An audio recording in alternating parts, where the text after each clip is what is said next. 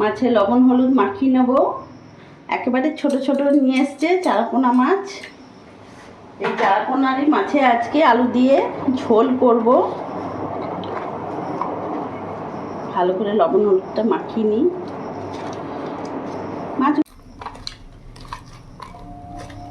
মাছগুলোর সাথে আলুগুলোতেও লবণ হলুদ মাখিয়ে নিলাম।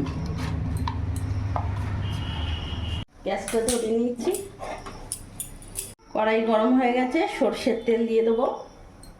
রান্নাটা সরষের তেলেই করবো।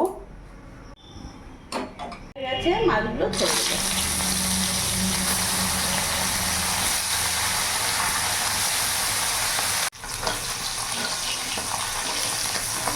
মাছটা এক পিস ভাজা হয়ে গেছে,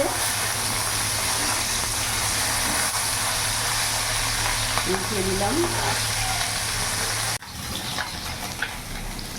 মাছগুলো ভাজা হয়ে গেছে, এবার নামিয়ে ফেলবো। ওই তেলের মধ্যে আলুগুলো ভেজে নেব।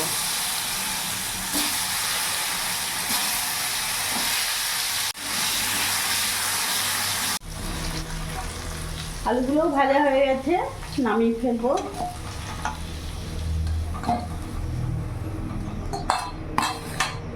আর তেল দেবো না, ওই তেলের মধ্যে পেঁয়াজ কুচি দিয়ে দিলাম, লঙ্কা কুচি দিয়ে দিলাম, ভাজা ভাজা করে নেব। এরই মধ্যে টমেটো কুচি দিয়ে দিলাম।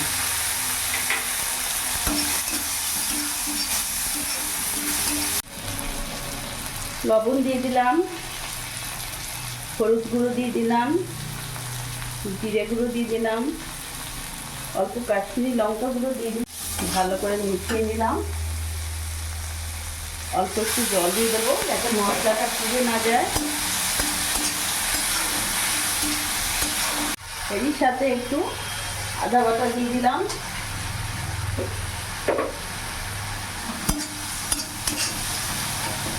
মশলাটা ভালো করে কষিয়ে নেব। ভেজে রাখা আলুগুলো দিয়ে দেবো। আলুগুলো দিয়ে আবার কিছুক্ষণ 2-3 মিনিট কষিয়ে নেব। 2-3 মিনিট ভালো করে কষিয়ে নিয়েছি, এবার জল দিয়ে দেবো।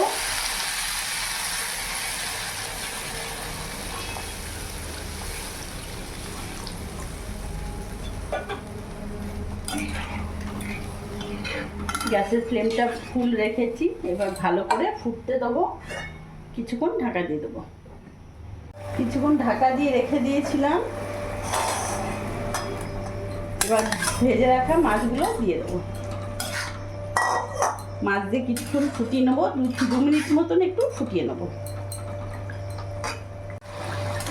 2-3 মিনিট আমি ফুটিয়ে নিয়েছি, এবার গ্যাস অফ করে দেবো। চারাপোনা মাছ একেবারে রেডি।